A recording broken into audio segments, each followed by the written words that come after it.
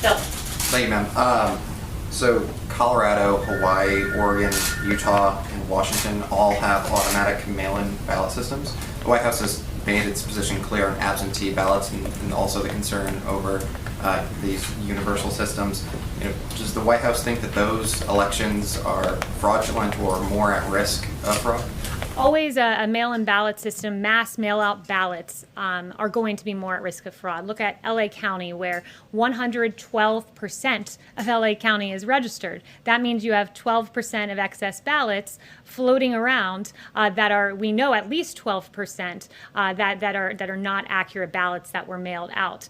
This is a very basic concept, and it's one that the media has done a very good job reporting on, not just Jeffrey Toobin at the New Yorker. You also had the Washington Post article on this that the president held up yesterday that says the results that they've seen in a study have showed that there's an unexpected stress test of mail balloting systems, many of which were designed to handle only a small portion of the vote and are not ready to scale up in response to a pandemic. That was Washington Post. There was another great ABC piece, mail-in voting delays in primary cause Pennsylvania to sound alarm about November. Expansion of mail-in voting will likely delay the state's presidential race. A great CBS report. Pennsylvania's mail-in votes still weren't all tallied up after 1 week. Officials fear election nightmare in November. So mass mail-in voting is certainly subject to fraud, and good work on the part of ABC, CBS, Washington Post, and the New Yorker for highlighting the fraud that is at play, the delays that are at play, because those are, after all, the facts.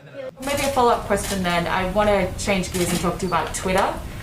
We reported yesterday that the Israeli government wrote to Twitter's CEO asking him to remove tweets from Iran's supreme leader, Ayatollah Khamenei, calling for the genocide of the Israeli people.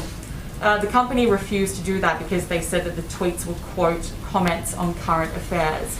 I'm wondering if the White House has a response, given that Twitter has recently begun restricting the president's own tweets for glorifying violence, quote, glorifying violence and spreading misinformation, and if you have spoken to the president about any further action perhaps he's taking on social media companies. Yeah, it's a great question, Ebony. I did see that New York Post story, and I thought it was very eye-opening, and it tells you where these social media companies stand, where they're not willing to assess the Ayatollah Khomeini's tweets, but they are willing to assess President Trump's tweets. It's really appalling, and it just speaks to their overwhelming, blinding bias against conservatives and against this president. And we are taking action. The administration is submitting a petition to the FCC for proposed regulatory changes to hold social media companies accountable for their censorship.